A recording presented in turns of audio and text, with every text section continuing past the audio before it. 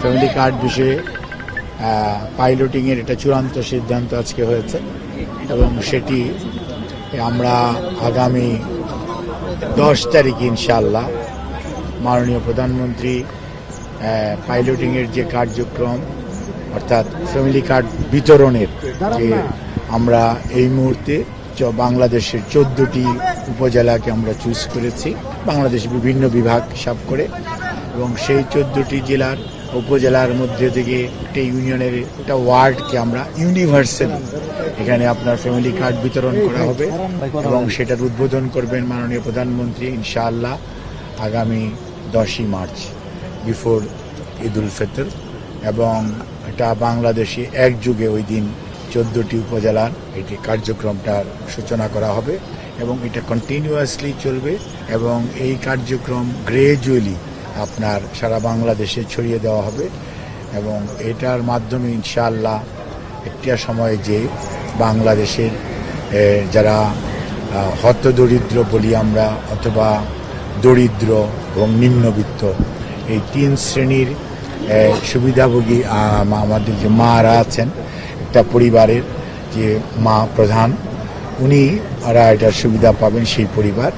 এবং এর মাধ্যমে আমরা মনে করি যে নারীর ক্ষমতায়ন এবং নারীকে অর্থনৈতিকভাবে স্বাবলম্বী করে গড়ে তোলা এবং নারী যদি অর্থনৈতিকভাবে স্বাবলম্বী হয় একটি পরিবার স্বাবলম্বী হবে এবং আগামী প্রজন্মের থেকে স্বাবলম্বী হবে বলে আমরা বিশ্বাস করি।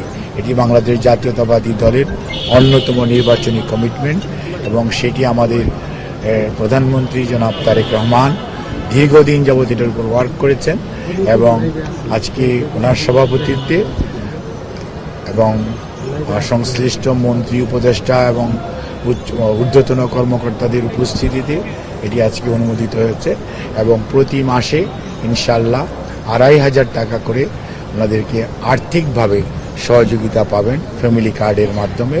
এবং এটা কোনো ধরনের রাজনৈতিক বিশ্বাস, কোনো ধরনের ধর্মীয় ডিসক্রিমিনেশন কিছুই হবে না। এটি হবে ইউনিভার্সাল একটি কার্ড এবং এটি পরীক্ষামূলকভাবে শুরু হচ্ছে ইনশাআল্লাহ।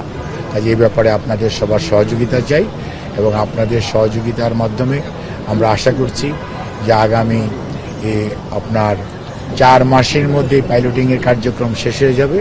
এর পরবর্তীতে আপনার সারা বাংলাদেশে এটা আরও ব্যাপকভাবে অ্যাটলিস্ট প্রতিটা উপজেলাকে এটার আওতায় আসবে এবং আমরা হয়তো একটা উপজেলা প্রথমেই পুরো উপজেলা দেওয়া যাবে না, হয়তো প্রথমে একটা ওয়ার্ড, তারপর একটা ইউনিয়ন, তারপর আরেকটি ইউনিয়ন, এভাবে আমরা গ্রেজুয়ালি এটাকে কাভার করব এবং এভাবেই সারা বাংলাদেশ এটার সেবা পাবে এবং সুবিধাভোগী হবে। প্রথম ধাপে কয়জন নারী পাচ্ছেন?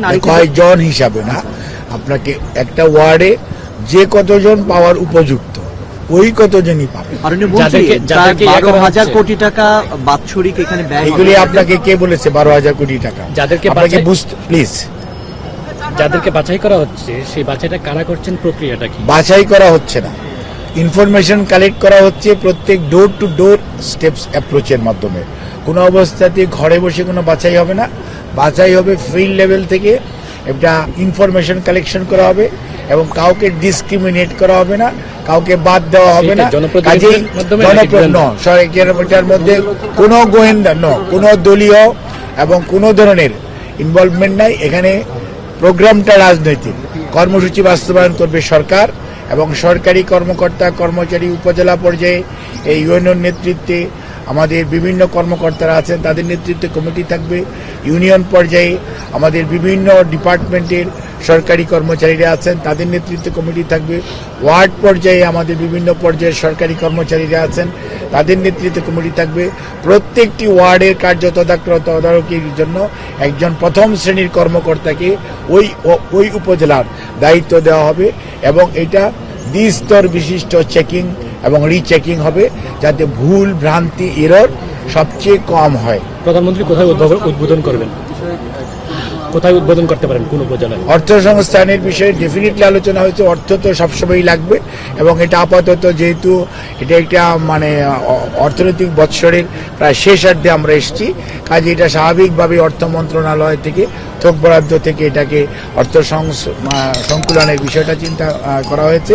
পরবর্তীতে আগামী বছর থেকে এটা রেগুলার বাজেট থেকে এটা করা হবে এবং মাননীয় প্রধানমন্ত্রী ইনশাল্লাহ এটা উদ্বোধন করবেন।